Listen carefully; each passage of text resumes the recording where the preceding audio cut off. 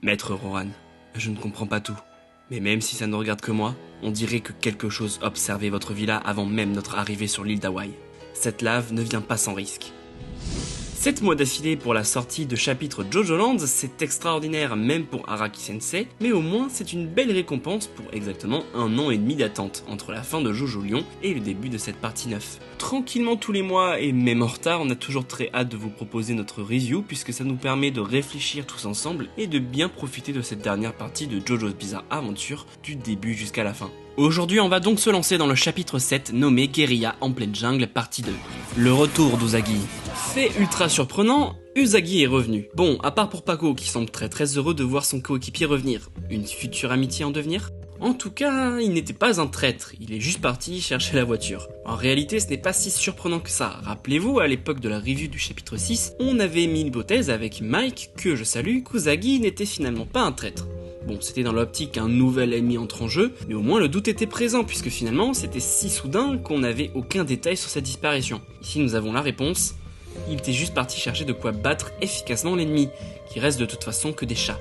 Un peu simple par rapport à ce que l'on avait imaginé, me direz-vous, mais au final la façon dont la situation a été résolue est si jojoesque que ça en devient carrément épique. Qui aurait corrélé le prix du caviar avec sa rareté et le pouvoir de la roche ? En bref, une personne extrêmement intelligente sur qui on peut compter et qui va nous mener sur le sujet de la roche volcanique.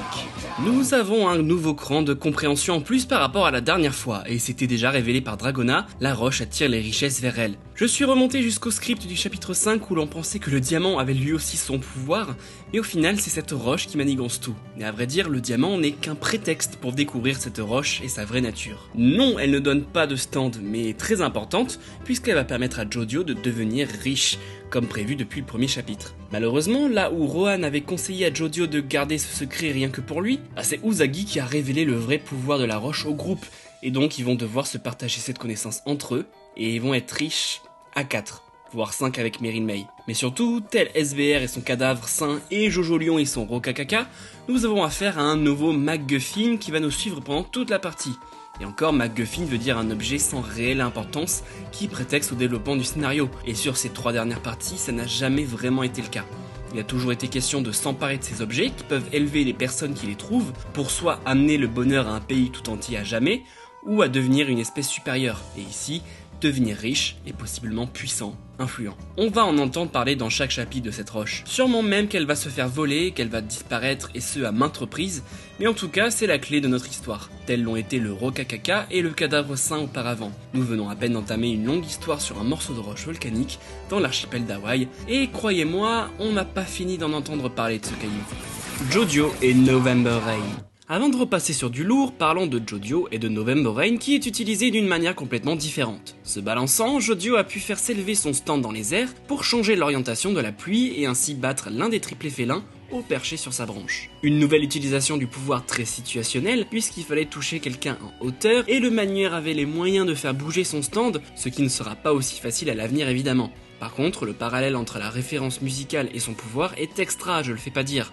et on attend autre chose du pouvoir du protagoniste principal. J'irai pas jusqu'à dire qu'il faut absolument un stand de courte portée qui frappe avec ses poings, surtout quand on a eu quelque chose d'aussi original, mais il est vrai que ce côté classique donne des séquences purement action très kiffantes par moments, mais à voir ce qu'on nous réserve plus tard. Les chats et les fils. Parlons enfin des chats, des triplés qui constituent les manières du stand qui n'a toujours pas de nom. Bref, passons. Ces chats agissent en bande organisée avec un stand constitué de leurs propres poils qui peuvent faire s'agrandir, se détacher à volonté, surtout qu'ils sont plus résistants encore que de l'acier. Et la question que l'on se pose, c'est pourquoi ont-ils des poils aussi forts ? Soit ce ne sont pas des chats de base, ce qui nous fait nous poser des questions sur un show où, à part les stands, la majorité est ancrée dans le réel si je puis dire, et donc que leur stand permet de les contrôler. Ou avons-nous l'un des premiers, si ce n'est le premier stand qui permet de modifier la structure corporelle de son manieur ? On se rappelle rapidement des stands depuis le début, tous étaient une continuité par l'esprit de leur manieur, ils sont liés mais pas de façon corporelle, à part peut-être Nena et sa langue, ou Ken Oyanagi et son trou sur la joue, et encore ce sont 2 exemples isolés, où c'est juste un moyen de mise en scène très peu important. Ici on parle carrément de structure du poil, et donc du corps, qu'ils peuvent utiliser à volonté et sans gêne. Donc on imagine que si les fils représentent déjà leur pouvoir, sûrement qu'il n'a pas de forme puisque c'est déjà une partie de leur physionomie directement. À moins que l'arc ne soit pas fini, qu'ils vont relancer une offensive, mais j'en doute bien. Déjà parce que l'un d'entre eux a violemment été éjecté de l'arbre par le pouvoir de November Rain, ce qui a mis en rogne les deux autres de façon très flippante avant qu'ils ne s'associent pour rapidement emprisonner Jodio dans un filet, avant d'être eux-mêmes emprisonnés dans un filet par Zemate Kudasai, ce qui me fait dire que l'arc est bel et bien fini.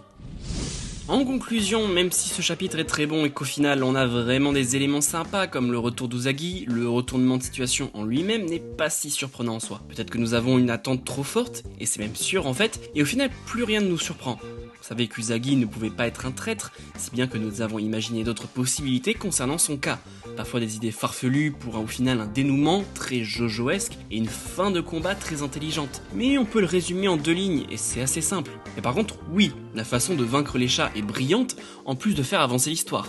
Tout comme le combat qui était tendu très rapidement et la surprise des chats observant tranquillement leur proie se débattre, comme une araignée sur sa toile. En bref, un chapitre qui reste tout de même très bon avec un standard assez haut pour un début de partie, ce qui nous fait envie pour la suite. Grazie mille, merci d'avoir regardé cette nouvelle review et désolé à nouveau pour le retard. Promis, j'ai plus de temps à partir de ce mois-ci et j'essaierai de vous les proposer plus rapidement à l'avenir. En tout cas, ça fait toujours extrêmement plaisir de vous parler de cet univers et finalement suivre ensemble cette 9ème partie qui s'annonce aussi incroyable que Golden Wind, qui reste ma partie préférée, je le rappelle. On se retrouve tous ensemble sur Mangadex le 19 septembre pour le chapitre 8 et sûrement la fin du 2e tome de la partie. On remercie encore et toujours Starway 2VF pour leur travail incroyable de traduction qui permet de réaliser ces vidéos. Les liens pour les retrouver sont en description. Je vous souhaite à tous une très bonne rentrée, grazie mille, c'était Red+, arrivederci.